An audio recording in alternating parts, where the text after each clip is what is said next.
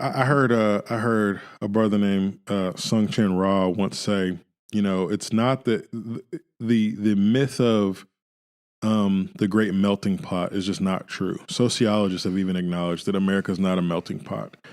It's more like a salad bowl, where you have Asian cultures and African American cultures and white cultures and Hispanic cultures all existing together. But he said, if that's the case, then what white evangelicalism has done is it's taken a salad bowl and it's dumped ranch dressing on it. It's dumped ranch dressing on it to the point where all the other things that you're supposed to be able to taste in that salad bowl are now drowned out by this overwhelming ranch flavor. Oh man, that's a good way to put it. And that ruins the flavor of the salad, right? Yeah. So, yeah. When it comes to racial reconciliation, that's what you want to call it, which is a bit of a misnomer because we were never reconciled to begin with, right?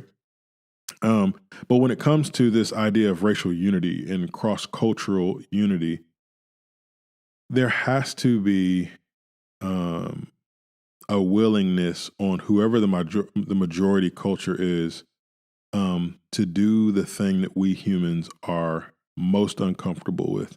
And that is let go of power. Mm-hmm. That's key. There has to be, and having been a black dude in white spaces for a while now, that becomes kind of some of the criteria as to whether I want to be involved in a space or not. Is how do these let me be very honest with you about my mindset, especially when I started coming to Emmanuel, like. How do these white people treat power? I really want to know that, because if it looks like or it smells like they're just doing things for a look, or if it looks like they want me, if it's taxation without representation, yes, meaning, hey John, bring all your black friends and yes. With no real seat at the table, no real influence, no real ability to change things. In the environment, then that's tokenism, right? Yes. And you need to stay away, and your black friends need to stay away from that. And it's as a shepherd in my own heart, I need to protect my black friends from those spaces. 100%. Because it's only going to be there to their detriment that they get it. And the bad. So there are a lot of well-meaning, in my experience, there are a lot of well-meaning white people that actually are doing the very cause that they want to prop up injustice or harm because of this kind of, if you're gonna do racial reconciliation, then be ready to take your hand off of the wheel and let other people drive as well. Yes. And I can't remember what I was listening to of Malcolm Gladwell's, but he started talking about this dichotomy of tokenism versus trailblazing. And I think that's for I've been able to become a mentor to some young black ministers now who are some of them are in different mixed race spaces.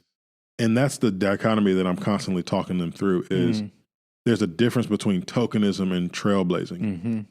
We got to trailblaze, right? If this is going to happen, there's going to have to be somebody who did it first, or a small group of people who had the vision to see this thing through. But that's only tokenism if it doesn't come with real power, real say so, real influence, a seat at the table, right? Yes. And I think that's where we are. That if we're ever going to become a multi-ethnic church that really props up Jesus, we've got to give each other the gift of uncomfortability, right? And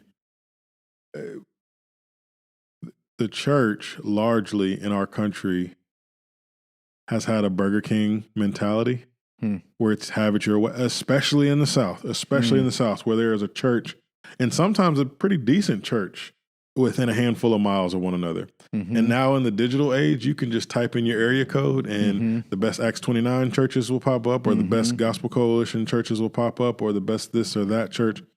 PCA, Baptist, whatever churches will pop up, and you can look them up, and you can have it, for lack of a better word, you can have it your way. Yeah.